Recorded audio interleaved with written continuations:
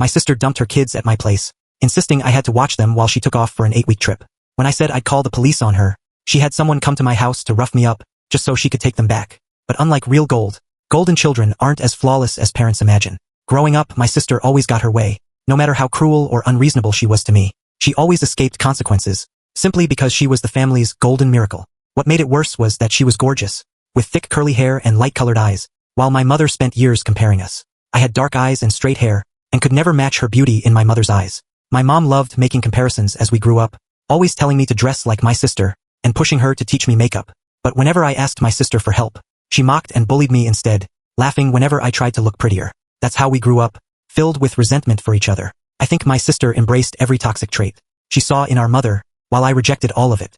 Being treated like a trophy her entire life, just for being beautiful, turned her into a selfish person, believing her looks would let her get away with anything. The constant comparisons and put-downs from my mother left me with deep self-esteem issues. Now, as an adult, I'm quiet and reserved, with many people calling me a pushover.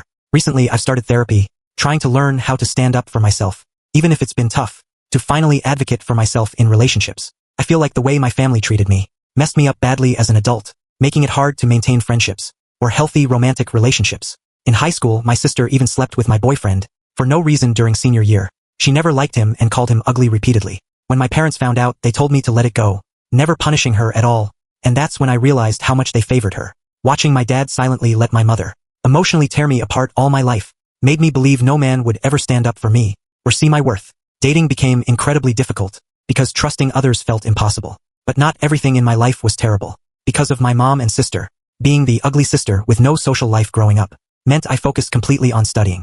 I graduated high school with a 4.0 and got a full scholarship to my top choice university, which was a relief, since the night before high school started, my mom told me she would pay for my sister's college, because she was the eldest, but I would have to attend community college and pay myself. I remember crying and asking why she didn't love me, but she insisted she did, saying my sister deserved it more for being the firstborn. When I got that scholarship, I was so excited to share the news with my parents, hoping to finally have something my sister didn't. While my sister partied away in high school with bad grades, and still had college paid for by my parents, I rushed home, thrilled to share my scholarship news. But when I told them, my dad only said, "Good job," while my mom didn't even look up from her phone, ignoring me for the entire week after. I tried asking why she was upset over my scholarship, but she wouldn't look at me, walking away in silence. It felt like she hated me for earning it, while most parents would be thrilled.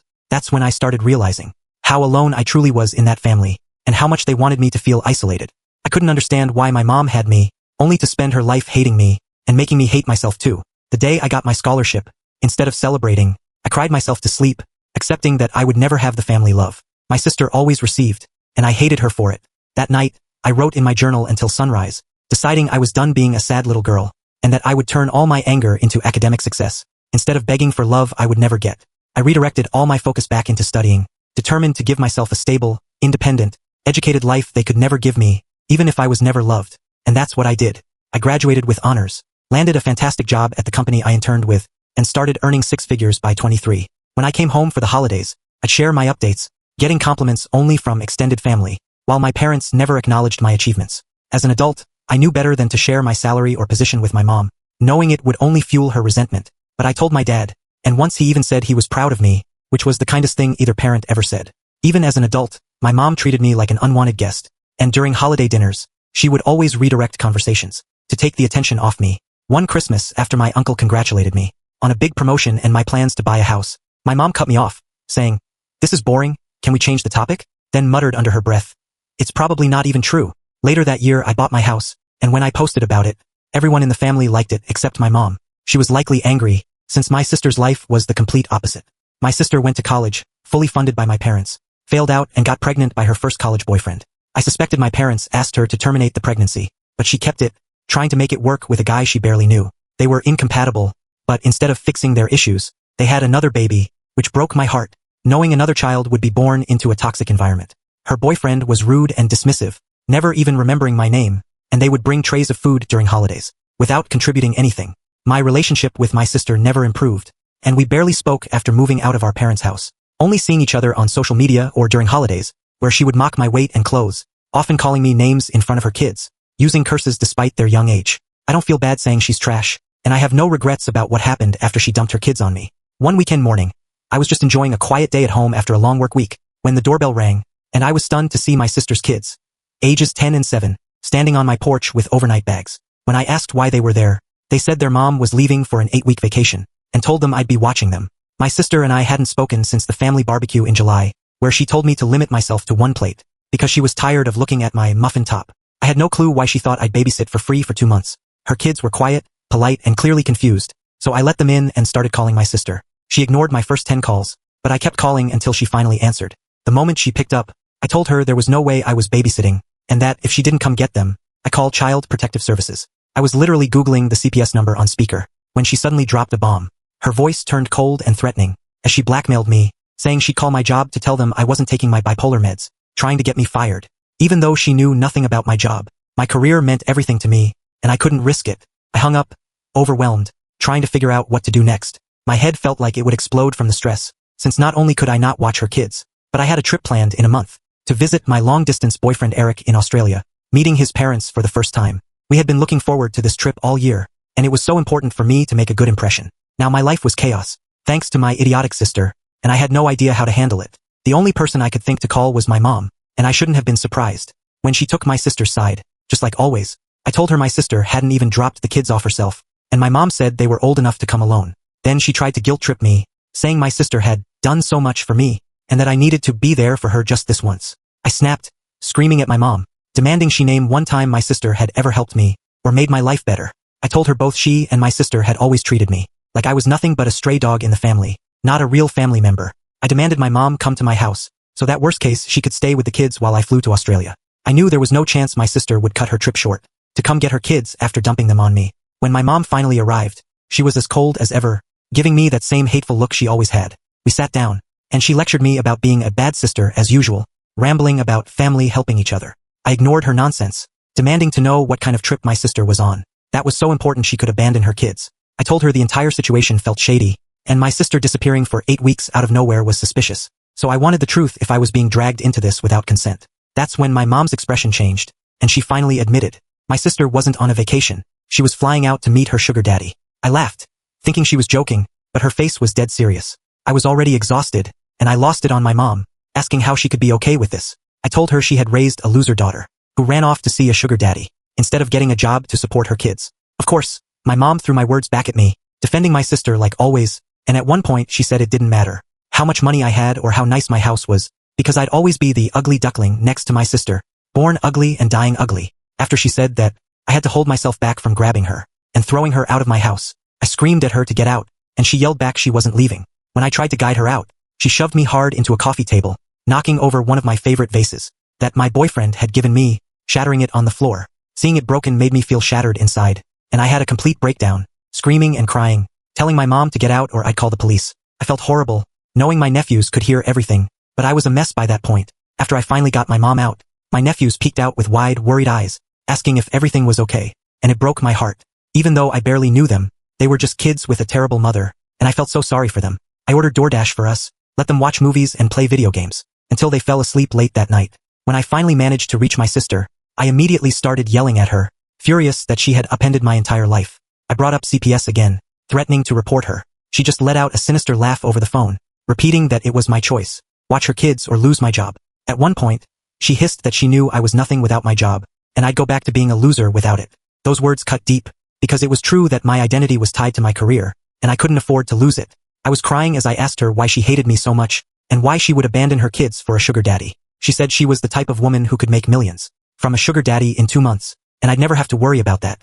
I realized she was trying to break me down, and honestly it was working. We argued back and forth, until she hung up on me after one last threat about calling my job, and I broke down in tears again, feeling powerless against her. Downstairs, my nephews were watching a movie, while I hid upstairs, calling my boyfriend to vent, crying as I told him everything, the threats, my mother's constant disrespect, and how trapped I felt. Even from across the world, my boyfriend made me feel supported and loved, the only person truly on my side.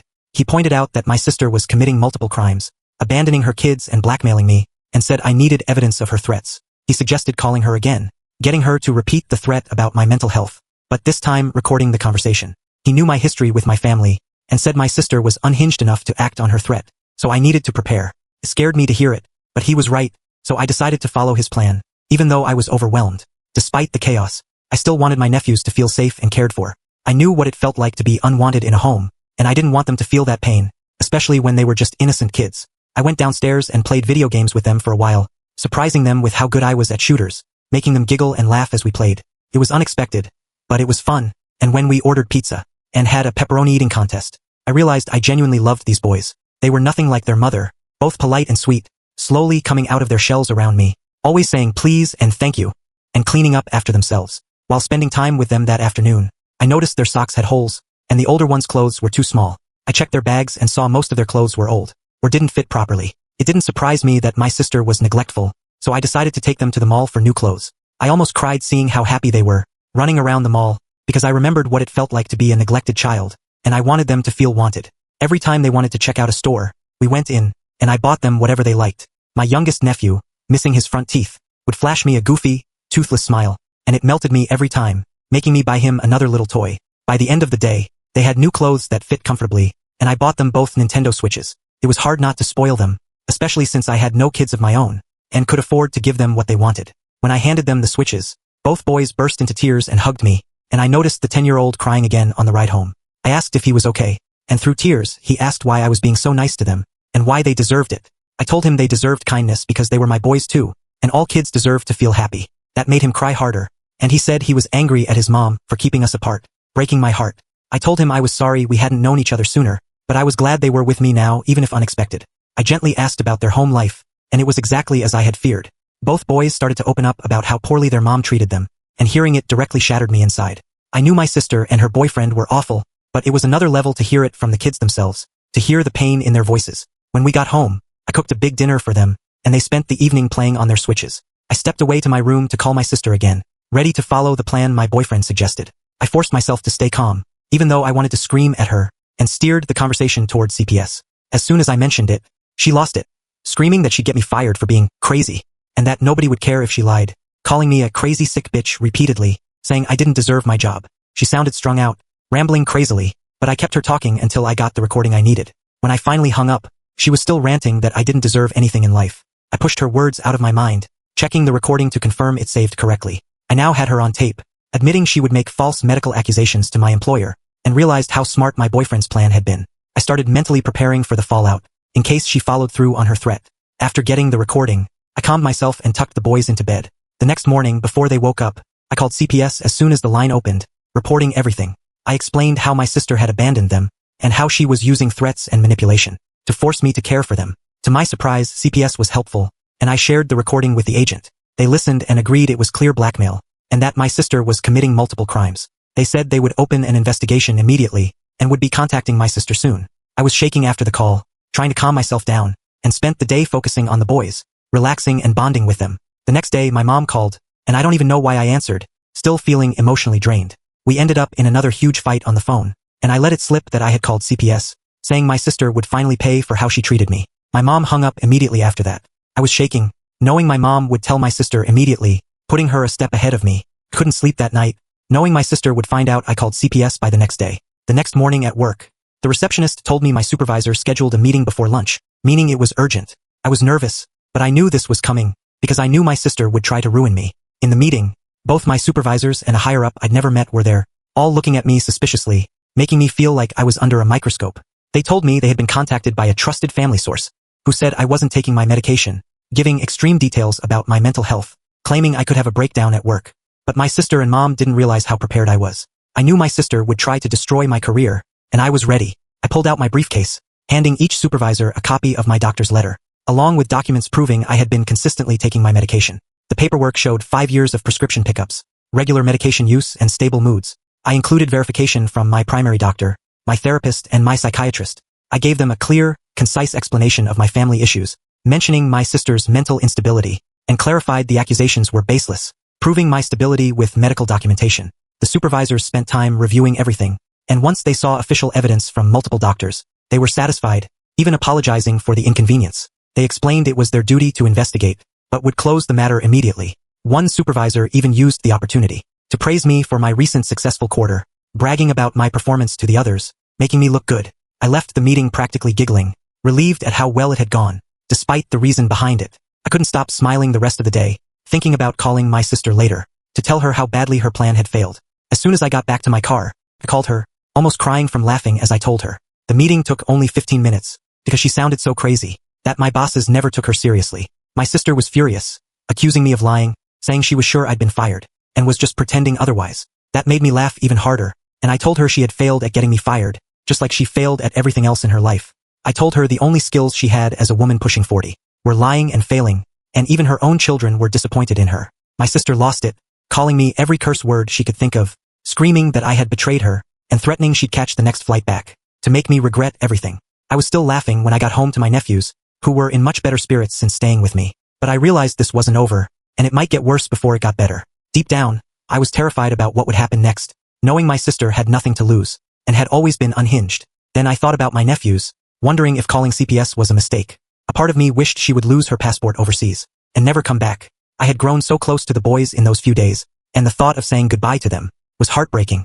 I didn't want to watch them go back to her, knowing she was repeating the cycle my mom had with me. I realized I hated her more than anyone else in the world.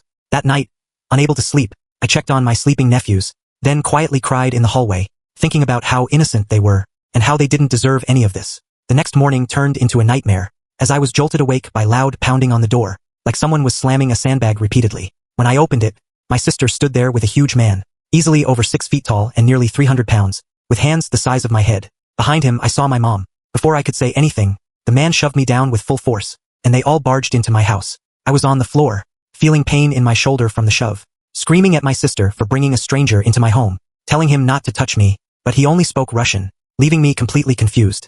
That's when I realized my sister arrived before CPS, who was scheduled to visit at 11 a.m., but she showed up at 8 a.m. The noise woke up my nephews, who came out of the guest room with sleepy eyes, and I tried to shield them from the stranger. My sister ordered the man to take the boys to the car, and chaos erupted. Once they understood what was happening, my nephews pleaded to stay with me. I tried to pull my oldest nephew from the man's arms, but he grabbed my head and slammed it into the wall. I saw stars sinking to the floor, watching helplessly as he carried the boys out. There was nothing I could do. Even my mom, crying, left with them. Before leaving, my sister walked up to me as I held my head in pain, looked me dead in the eyes, and spat directly in my face. The most disgusting thing anyone had ever done to me, on one of the worst days of my life. They all drove off in a black Suburban I had never seen before, leaving me traumatized, with the boys taken away without their clothes, their switches, or even breakfast. My heart broke for them, and I had the worst anxiety attack of my life, realizing how deeply I cared for those boys, wanting to protect them, the way no one had protected me at their age. Now they were scared, barefoot, driven off by my unhinged sister and a giant stranger. I was disgusted with my mom for watching silently, letting that man shove me in my own home, ripping her grandsons away without a word. I couldn't believe how evil my family had become, and I couldn't stop thinking about my nephews. Once I calmed down from the anxiety attack, I realized I had to act fast. I called the police immediately, and they were already aware of the CPS case, so they took my report about what had just happened. The officer on the line was incredibly helpful, and I did my best to stay calm and focused, while describing the stranger and the situation. Thankfully, I had a sharp memory from my job, and remembered every letter and number. On the Suburban's license plate, I described the man, the vehicle, and what my mom and sister were wearing. I suspected my sister was high, looking wild-eyed and unstable, worse than I had ever seen her, like something in her had snapped during her trip.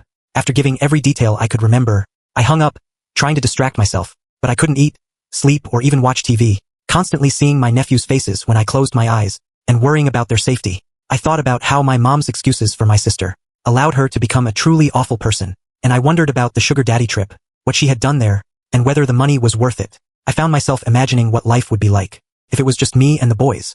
I had space in my house, and now space in my heart. The more I thought about it, the more I wanted that outcome. My sister out of the picture, with me giving the boys everything she couldn't. If it came to a custody battle, it would be her, the failed sugar baby, against me, a successful professional with a stable life. But dark thoughts about their safety kept creeping in, especially wondering if the huge man was her sugar daddy, and if the boys were with him now. I lay on my couch, overthinking until the phone rang. It was the police, saying they had located the Suburban after hours of searching. The same helpful officer told me they had sent 3 police cars to intercept it, knowing the man had been violent. Despite guns drawn, the man charged an officer getting shot in the thigh, and had already punched 2 officers, giving a female cop a black eye. My sister also attacked an officer trying to cuff her. I was in shock, imagining my insane sister and the giant man brawling with police on the highway. The officer then told me my sister wanted to speak to me, using her one phone call from jail. I asked if she was going to ask for bail, and he honestly said yes, that's what she was yelling about. I told him I wasn't taking her call, and she could rot in jail for all I cared. The officer chuckled, and I ended the call without speaking to her. Even though my sister was finally behind bars where she belonged, I found out my nephews were in CPS custody. They were safe, but I couldn't stop worrying about them. I also had only a week left before my Australia trip, and canceling would cost me thousands in bookings. On top of that, if I canceled, it would look disrespectful to my boyfriend's family, whom I was meeting for the first time. I planned to marry my boyfriend, and I didn't want to give his family a bad first impression. I called CPS to check on my nephews, asking if I could talk to them, but they refused. I explained that I was family, one of the only stable family members they had, but they didn't care. I was dealing with a different department, and they were relentless. At that point, I felt completely drained, having run out of options. I spent the week trying to prepare for my trip, but would randomly burst into tears, thinking about my nephews and wondering where they were. I felt guilty, since my boyfriend and I had been so excited for this trip, and now I was completely distracted.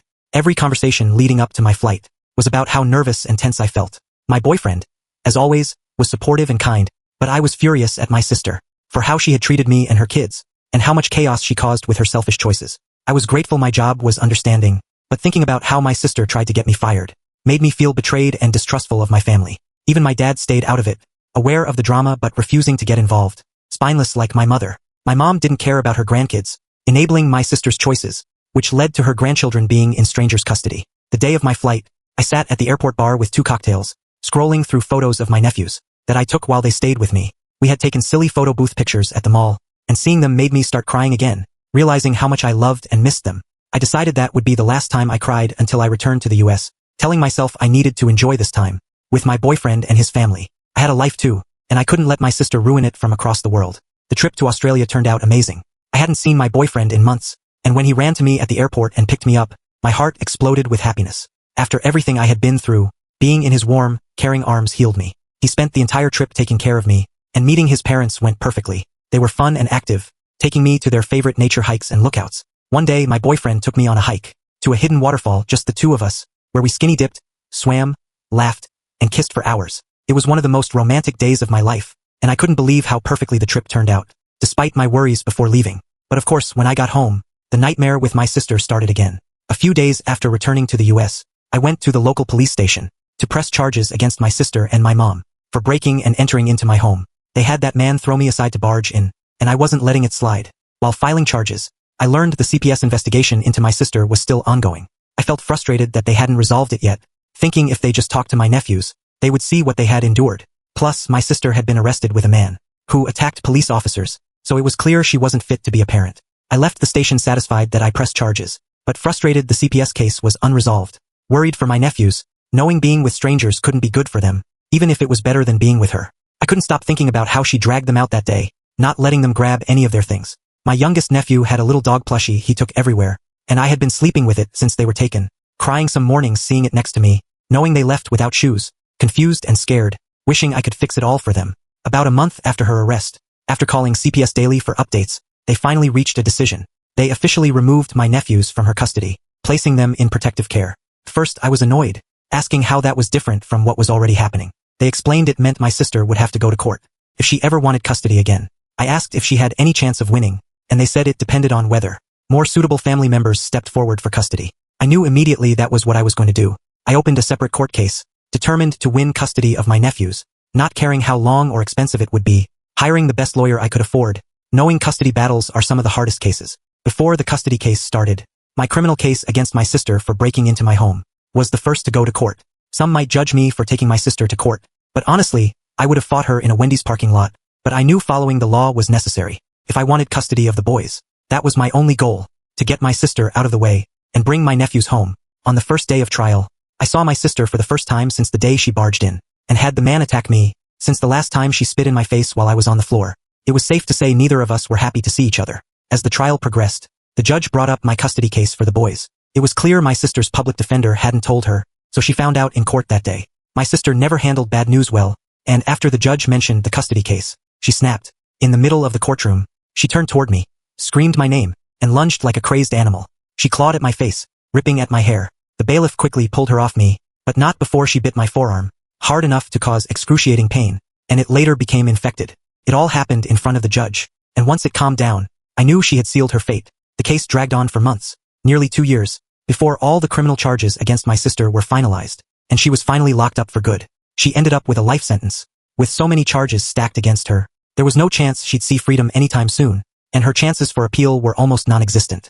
I never dropped the breaking and entering charges against my mom, and the only reason she avoided prison was by testifying against my sister in court, throwing her under the bus. I had never felt such satisfying justice as I did watching my mom sob on the stand, blaming my sister for everything, crying her usual crocodile tears. I couldn't believe she finally betrayed her perfect golden child, even if it took a lifetime and the government's help. That day, looking at her on the witness stand, I knew it would be the last time I ever saw her, and the last time I ever wanted to. I had seen enough of my mom and sister's toxicity for a lifetime, and I was done. My sister had turned my life into a never-ending legal battle, and I just wanted a normal life again. The custody case for my nephews was long and difficult, as their birth father and his family started fighting me in court for full custody, dragging the case out even longer. But I didn't care. There was nothing on earth that could keep me away from my nephews now, not after my sister was locked up. It took nearly 2 years of legal battles, but in the end, I won full custody of the boys and brought them home with me. I will never forget their smiles, or how tightly they hugged me when they arrived and saw their new bedrooms. I had prepared for them. I walked into my youngest nephew's room, and he ran up to show me his rediscovered Switch, and I surprised him with his little plush dog, catching him in a tight hug as he fell into my arms. Then my oldest nephew joined in, and both boys cried into my hair, telling me how much they had missed me. My eldest looked up at me, eyes full of tears but smiling brightly, and said, "I knew it, Auntie. I just knew you would come back for us one day."